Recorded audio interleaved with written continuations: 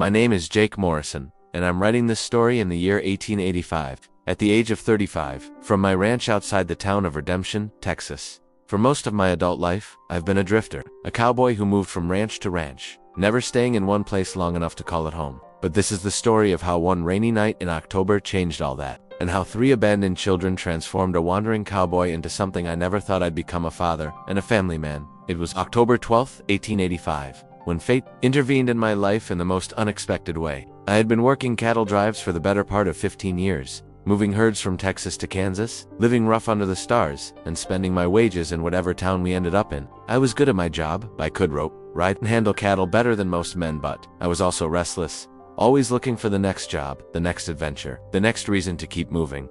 That particular evening, I had just finished a long drive from San Antonio to Abilene and was passing through Redemption, on my way to a new job further west. The town was typical of many frontier settlements: a main street lined with wooden buildings, a general store, a hotel, a church, and of course, the Silver Dollar Saloon, where cowboys like me went to wash the dust from our throats and forget the loneliness of the trail. The weather had been threatening all day, with dark clouds gathering on the horizon and the air heavy with the promise of rain. By the time I reached Redemption, the first drops were beginning to fall, and I knew I'd be spending the night in town whether I wanted to or not. I stabled my horse at the livery and made my way to the Silver Dollar. The saloon was busy for a weeknight, filled with local ranchers, drifters like myself, and the usual assortment of gamblers and women who made their living entertaining lonely men. I found a spot at the bar, ordered a whiskey, and settled in to wait out the storm. The rain began in earnest around 9 o'clock, drumming against the windows and turning the street outside into a muddy river. I was nursing my second drink and listening to a poker game at a nearby table when I heard something that made me pause: the sound of children crying. At first, I thought it was just the wind, or maybe cats fighting in the alley. But as I listened more carefully, I realized it was definitely the sound of young voices, high and frightened, coming from somewhere outside the saloon. "You hear that?" I asked the bartender, a grizzled man named Murphy who had been serving drinks in Redemption for as long as anyone could remember. "Hear what?" he replied, wiping down a glass with a dirty rag. "Sounds like kids crying outside." Murphy shrugged. "Probably just strays. Town's full of them." But something about the sound bothered me. It wasn't the casual crying of children. It was the desperate, frightened wailing of kids in real distress. Against my better judgment, I finished my drink, pulled my hat down low, and stepped out into the rain. The storm was fierce, with wind driving the rain horizontally down the street. I had to squint to see through the downpour, but as I rounded the corner of the saloon, I saw them 3 small figures huddled together under the narrow overhang of the building's side entrance. They were children, all right to boys and a girl, ranging in age from what looked like about 4 to maybe 8 years old. They were soaked to the skin, shivering in clothes that were too thin for the weather, and clinging to each other for warmth and comfort. "Hey there," I called out, approaching slowly so as not to frighten them further. "What are you kids doing out here in this storm?" The oldest, a boy with dark hair and serious eyes, looked up at me with a mixture of fear and defiance. "We ain't doing nothing wrong, mister," he said, his voice trembling with cold and emotion. "I didn't say you were," I replied gently, crouching down to their level. "I'm just wondering why you're out here in the rain instead of inside somewhere warm." The little girl, who couldn't have been more than 4, started crying harder. The middle child, another boy with lighter hair and freckles, put his arm around her protectively. "We don't got nowhere else to go," the oldest boy said finally. "Our ma, she died last week. The fever got her." My heart clenched at his words. "What about your PA?" "Never had one," the boy replied matter-of-factly. "Ma said he went away before I was born." "Any other family? Grandparents, aunts, or uncles?" The boy shook his head. "Just us. Ma always said we only had each other." I looked at these 3 small, frightened children and felt something I hadn't experienced in years: a deep, protective instinct that overrode all my usual caution and self-preservation. "What are your names?" I asked. "I'm Tommy," the oldest boy said. "This here's Billy," he indicated the middle child, "and that's our sister, Sarah." "Well, Tommy, Billy, and Sarah," I said, making a decision that would change all our lives. "You can't stay out here in this storm. Come on, let's get you inside where it's warm and dry." "We ain't got no money for a room," Tommy said quickly. "Don't worry about that," I replied. "I'll take care of it." I led them into the hotel next to the saloon, where the desk clerk looked at us with obvious disapproval. A lone cowboy was one thing, but a cowboy with 3 bedraggled children was clearly not the kind of clientele he preferred. "I need a room," I told him, placing money on the counter, "and send up some hot food and dry clothes for the kids." "Don't usually," the clerk began. "Just do it," I said, my voice carrying the authority of a man who had dealt with difficult situations before.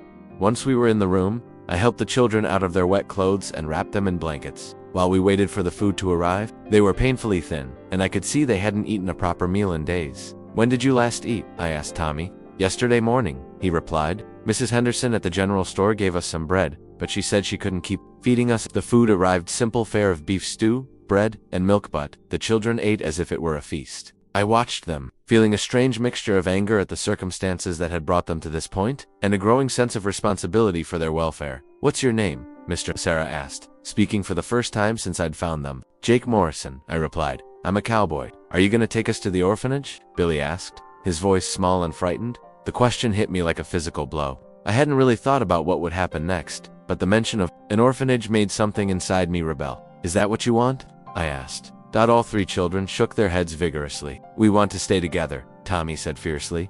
They split up families at the orphanage. We heard about it from other kids. "We promised Ma we'd always take care of each other," Billy added. I looked at these three brave, frightened children and made a decision that surprised even me. "What if I told you that you didn't have to go to an orphanage?" I said slowly. "What if I told you that you could stay with me?" The children stared at me in amazement. "You mean it?" Tommy asked. "I mean it," I replied, though I had no idea how. I was going to make it work, but it wouldn't be easy. "I'm a cowboy and I live on a ranch. It's hard work, and there's no guarantee it would be permanent." "We ain't afraid of hard work," Tommy said quickly. "Ma taught us to work, and we won't." "Be no trouble," Billy added. "We can take care of ourselves." "Nobody should have to take care of themselves at your age," I said gently. That night, as the children slept in the hotel bed and I kept watch from a chair by the window, I thought about what I had committed myself to. I was a drifter with no experience raising children, no permanent home, and no idea how to be a father. But something about these kids had touched something deep inside me, a longing for family and belonging that I had buried years ago. I thought about my own childhood, growing up on a small farm in Missouri with parents who had loved me but died when I was barely 16. I had been on my own ever since, and while I had survived and even thrived in some ways, I had never really had a home or a family. Maybe these children needed me, but I was beginning to realize that I needed them just as much. The next morning, I made arrangements to buy a small ranch outside of town, a place that had been abandoned by its previous owner and was available for a reasonable price. It wasn't much, a small house, a barn, and enough land to run a few head of cattle, but it was a start. "Are you sure about this?" Mr. the land agent asked as I signed the papers. "It's a big responsibility, taking on 3 kids." "I'm sure," I said, though I wasn't sure of anything except that I couldn't abandon these children. When I told Tommy, Billy, and Sarah about the ranch, their faces lit up with an excitement I hadn't seen since I'd found them. "We're really gonna have a home?" Sarah asked, her blue eyes wide with wonder. "We're going to try," I said, "but it's going to take work from all of us to make it succeed." "We can do it," Tommy said with the confidence of youth. "We can do anything if we're together." As we loaded our few possessions into a wagon and headed out to our new home, I reflected on how much my life had changed in less than 24 hours. I had gone from being a rootless drifter to a man with a family and a home. It was terrifying and exhilarating at the same time. The ranch house was small and needed work, but the children saw it as a palace. They ran from room to room, claiming spaces and making plans for how they would help fix things up. "This is the best place ever," Billy declared, and I found myself smiling at his enthusiasm. That first night in our new home, as I tucked the children into makeshift beds and listened to their excited whispers about their new life, I realized that I had found something I hadn't even known I was looking for. These 3 orphan children had given me a purpose, a reason to stay in one place, and a chance to build something meaningful. The cowboy who had taken in 3 orphans left outside a saloon in the rain was about to discover that sometimes the most important journeys are the ones that lead you home. What challenges will Jake face raising 3 children on a remote ranch? How will this unlikely family learn to work together? Don't miss the next chapter to see how love and determination can overcome any obstacle. The first few months of our life together on the ranch were a constant series of challenges, discoveries, and small victories that slowly welded us into something resembling a family. None of us really knew what we were doing. I had never been a father, and Tommy, Billy, and Sarah had never had a stable home, but we were all determined to make it work. The ranch itself required immediate attention. The previous owner had abandoned it after a series of bad harvests, and everything was in various states of disrepair. The roof leaked, the barn needed new boards, the fences were down, and the well needed cleaning. But rather than being discouraged by the work ahead, the children threw themselves into helping with an enthusiasm that both amazed and humbled me. Tommy, at 8 years old, proved to have a natural aptitude for ranch work. He learned to milk our 2 cows, gather eggs from the chickens we bought in town, and help me mend fences. More importantly, he seemed to understand instinctively that he was the oldest and had responsibilities to his younger siblings. Billy, who was 6, was the most naturally cheerful of the 3. He had a gift for finding joy in the smallest things, a new calf being born, a successful vegetable garden, or simply the satisfaction of a job well done. His optimism was infectious and helped carry us through the more difficult days. Sarah, the youngest at 4, was both the most vulnerable and the most resilient of the group. She had nightmares about her mother's death and would sometimes wake up crying, but she also had an incredible capacity for love and trust. She attached herself to me with a fierce devotion that was both touching and terrifying in its intensity. The practical challenges of raising 3 children while trying to establish a working ranch were immense. I had to learn to cook meals that would satisfy growing children, not just fuel a working cowboy. I had to figure out how to do laundry, mend clothes, and create routines that would give the children the stability they needed.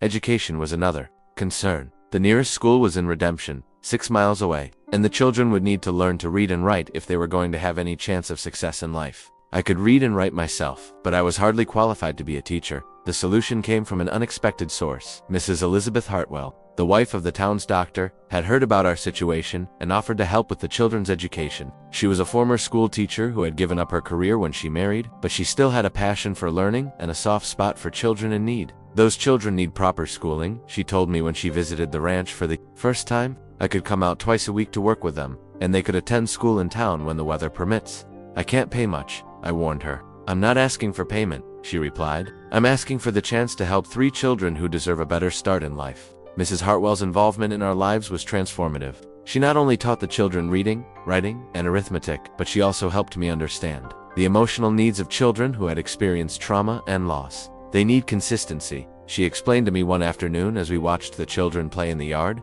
They need to know that you're not going anywhere, that this home is permanent. They've lost so much already that they're afraid to trust that anything good will last.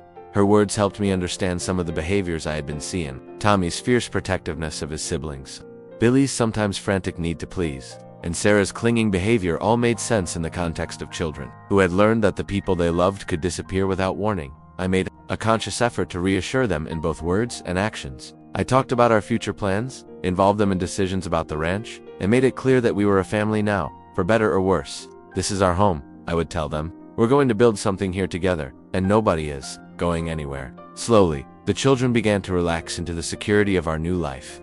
Tommy started calling me Pa instead of Mr. Morrison. Billy began to show his natural mischievous side, playing pranks and getting into the kind of trouble that healthy, happy children get into. Sarah started sleeping through the night without nightmares, but it wasn't all smooth sailing. There were times when I questioned whether I was doing the right thing. The children needed things I couldn't provide: medical care when they got sick, proper clothes for growing bodies, and the kind of social interaction that came from being part of a larger community. The people of Redemption had mixed reactions to our unconventional family. Some, like Mrs. Hartwell and Dr. Hartwell, were supportive and helpful. Others were suspicious of a bachelor cowboy raising 3 children, and there were whispers about whether it was appropriate or even legal. The crisis came in the spring of 1886, when a representative from the territorial government arrived to investigate reports of irregularities in our household. Mr. Cornelius Blackwood was a thin, officious man who clearly disapproved of our entire arrangement. "Mr. Morrison," he said as he sat in our small parlor, looking around with obvious distaste, "I have received reports that you are harboring 3 minor children without proper legal authority."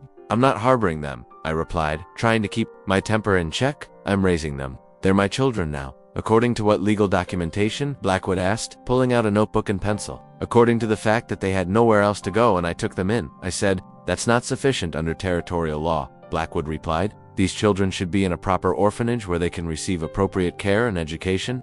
"They're receiving appropriate care and education here," I said firmly. "Mrs. Hartwell is teaching them. They're healthy and happy, and they're learning valuable skills. Nevertheless, the law is clear. Unless you can provide proper documentation of guardianship, these children will need to be removed to a state institution."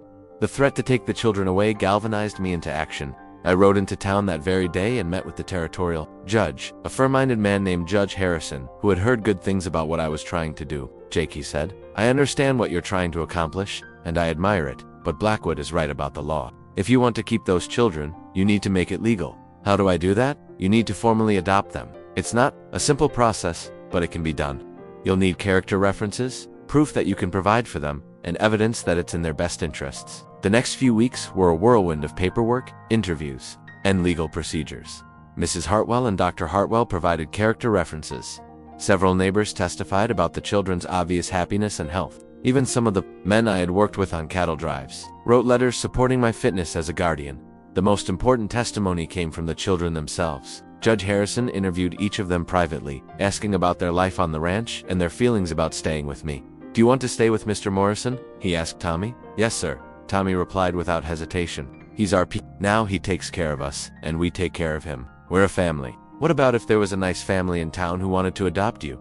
We already got a family, Tommy said firmly, and we promised Ma we'd stay together. Pa Jake keeps his promises, and so do we. Similar conversations with Billy and Sarah yielded the same results. The children were clear about their desire to stay together and to remain with me. On June 15, 1886, Judge Harrison signed the adoption papers that made Tommy, Billy, and Sarah Morrison my legal children. It was one of the proudest moments of my life, and when I told the children the news, their joy was infectious. "We're really your kids now?" Sarah asked, climbing into my lap. "You've been my kids since the day I found you," I replied. "This just makes it official." With the legal issues resolved, we were able to focus on building our life together. The ranch was beginning to prosper. We had expanded our herd of cattle, improved our crops, and even started selling eggs and milk to people in town. More importantly, we had created a home filled with love, laughter, and the kind of security that all children need. The children continued to thrive under Mrs. Hartwell's tutelage. Tommy showed a particular aptitude for mathematics and began helping me with the ranch's financial records. Billy discovered a love of reading and could often be found with his nose in a book when his chores were done. Sarah, despite her young age, showed signs of being naturally gifted with animals and had a special way with the horses and cattle, but perhaps the most significant change was in me. The restless, rootless cowboy who had drifted from job to job was gone, replaced by a man who had found his purpose in life. I no longer felt the urge to move on when things got difficult or boring. This was my home, these were my children, and I was exactly where I belonged. One evening in late summer, as we sat on the porch watching the sunset paint the sky in brilliant colors, Tommy looked up at me with a serious expression. "Pa Jake," he said, "do you ever miss your old life, before you found us?" I considered the question carefully. "I miss some things about it," I said honestly. The freedom, the adventure, the simplicity of only having to worry about myself. But I wouldn't trade what we have now for anything in the world, even when we're a lot of trouble. Billy asked with a grin. "Especially when you're a lot of trouble," I replied, ruffling his hair. "That's when I know you're really my kids." As the stars came out and the children began to yawn, I reflected on the journey that had brought us to this point. It hadn't been easy, and there were still challenges ahead, but we had proven that love, determination, and hard work could overcome almost any obstacle. The cowboy who had taken in 3 orphans, left outside a saloon in the rain, had discovered that sometimes the greatest adventures are the ones that lead you home to the people you're meant to love. How will the Morrison family face the challenges of growing up on the frontier? What new adventures await as the children mature? Don't miss the final chapter to see how their bond grows even stronger through the trials ahead. 10 years had passed since that rainy night when I found Tommy, Billy, and Sarah huddled outside the Silver Dollar Saloon, and our life together had evolved into something beautiful and enduring. The children were no longer the frightened, desperate waifs I had rescued. They had grown into confident, capable young people who embodied the best of both their natural resilience and the values we had built together as a family. Tommy, now 18, had grown into a young man who combined natural leadership with a deep sense of responsibility. He stood nearly as tall as me, with the broad shoulders and calloused hands of someone who had spent years working the land. More importantly, he had developed the kind of character that made me proud to call him my son. He had taken over much of the day-to-day management of the ranch, showing an intuitive understanding of both the business and the animals that surpassed even my own experience. Billy, at 16, had become the heart of our family in many ways. His natural optimism and humor had never dimmed, but they had been tempered by wisdom and a deep loyalty to those he loved. He had inherited his mother's gift for seeing the best in people and situations, and his laughter could still lift our spirits during the most difficult times. He had also developed into an excellent horseman and had begun breaking and training horses for other ranchers in the area. Sarah, now 14, had blossomed into a remarkable young woman who combined intelligence, compassion, and a fierce independence that reminded me daily of her strength.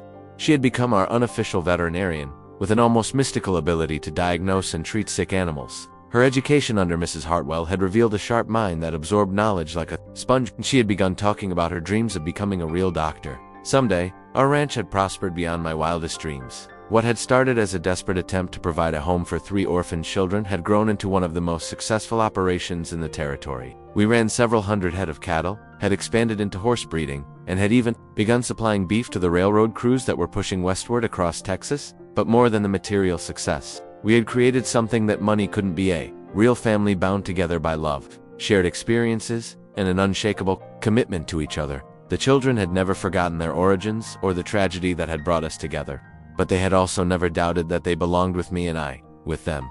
The challenges of raising 3 children on the frontier had been immense, but they had also been the source of our greatest growth and strongest bonds. We had weathered droughts that killed our crops, harsh winters that tested our endurance, and the constant dangers that came with life in an untamed land. Through it all, we had learned to depend on each other in ways that went far beyond the typical relationships between parents and children. The community of redemption had grown and changed along with us. The suspicious whispers about the bachelor cowboy raising 3 children had long since been replaced by respect and admiration for what we had accomplished. Our family had become a symbol of hope and possibility, proof that love and determination could overcome any obstacle. Mrs. Hartwell had continued to be a guiding influence in our lives, and her educational efforts had paid dividends beyond anything we could have imagined. All 3 children were well-educated, articulate, and prepared for whatever futures they chose to pursue. Tommy had been accepted to the agricultural college in Austin. Billy had received offers from several horse breeding operations, and Sarah had been corresponding with a female doctor in San Antonio about the possibility of medical training. But as proud as I was of their achievements and opportunities, I was also facing the reality that every parent must eventually confront the knowledge that the children you have raised must eventually make their own way in the world. The conversation I had been dreading came on a warm evening in September 1895, as we sat on the porch that had been the site of so many important family discussions over the years. "Pa," Tommy said, his voice carrying the weight of a decision that had clearly been weighing on him. "I need to talk to you about something important." I had been expecting this moment for months, but that didn't make it any easier to hear. "I've been thinking about the offer from the college in Austin," he continued. "I know we've talked about it before, but I want you to know that I've decided to accept it." "That's wonderful, son," I said, meaning it despite the ache in my chest. "You've worked hard for this opportunity." "I don't want to leave you and the ranch," Tommy said quickly. "This is my home, and you're my family. But I also know that I need to learn more if I'm going to help make this place even better." "Tommy," I said, putting my hand on his shoulder, "I raised you to be independent and to follow your dreams. I'm not going to start discouraging that now." Billy and Sarah had been listening quietly, but now Billy spoke up. "I've been thinking about my future too, Pa," he said.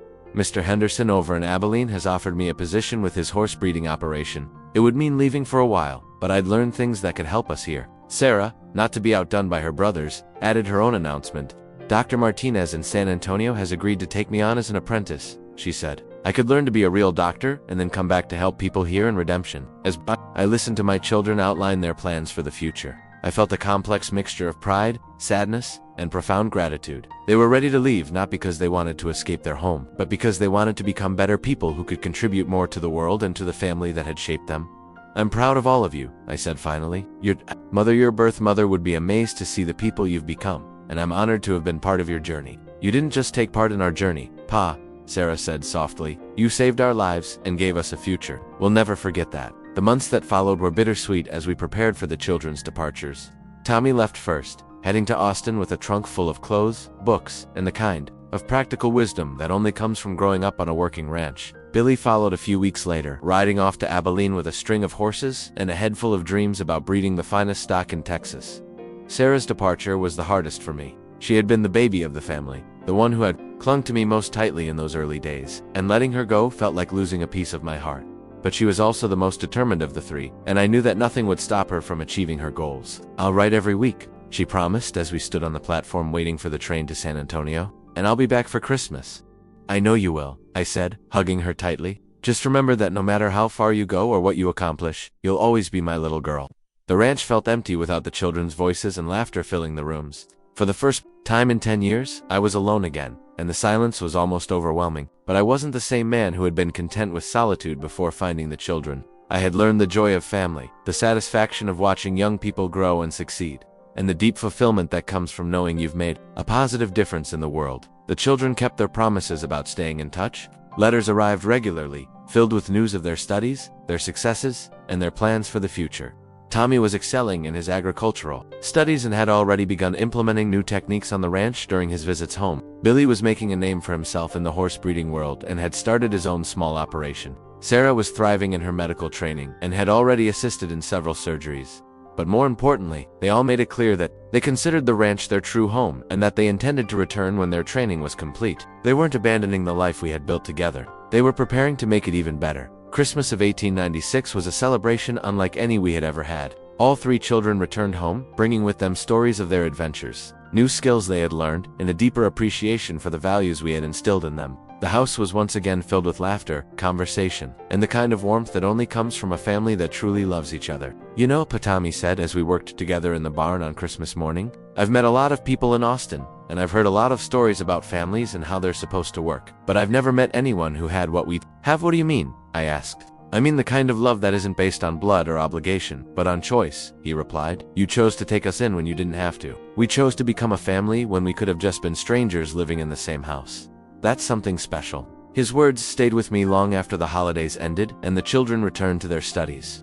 They had articulated something I had always felt but never quite been able to express, that the family we had created was stronger than many biological families because it was built on conscious choice and mutual commitment rather than mere circumstance. As I write this account now, in the year 1900, I am 50 years old and the proud father of 3 remarkable young adults who have exceeded every expectation I ever had for them. Tommy has returned to help run the ranch and has married a wonderful young woman who fits perfectly into our family. Billy has established his horse breeding operation on a section of our land and is building a reputation as one of the finest horsemen in Texas. Sarah has completed her medical training and has opened a practice in Redemption, becoming the first female doctor in the territory. But perhaps most importantly, they have all found ways to give back to the community that helped raise them. Tommy has started a program to help other struggling families establish their own ranches. Billy provides horses and training to young people who want to learn the trade. Sarah provides medical care to anyone who needs it, regardless of their ability to pay. The legacy of that rainy night in 1885 extends far beyond our own family.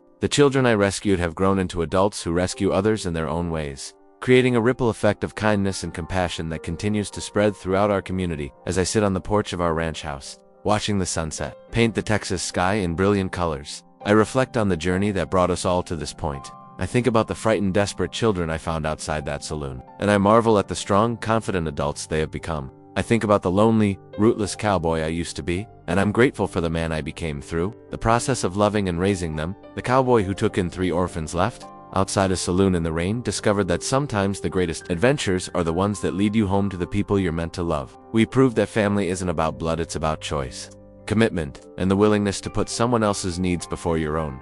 Our story is a testament to the power of love to transform lives, the importance of giving people second chances, and the truth that sometimes the most broken situations can become the foundation for the most beautiful outcomes. The 3 children who had nothing became the center of everything that mattered, and the cowboy who thought he was saving them learned that they had actually saved him. A powerful story about how love transcends blood and creates unbreakable bonds. Jake and his children proved that the strongest families are built on choice, commitment, and unconditional love. Like, if you believe in the power of chosen family, subscribe for more stories about courage, sacrifice, and second chances. And share to remind others that sometimes the most beautiful families are the ones we choose for ourselves. Legal notice: this story is completely fictional and created solely for entertainment purposes. The characters, events, and situations described are products of imagination and do not represent real facts. Any resemblance to real people or events is purely coincidental.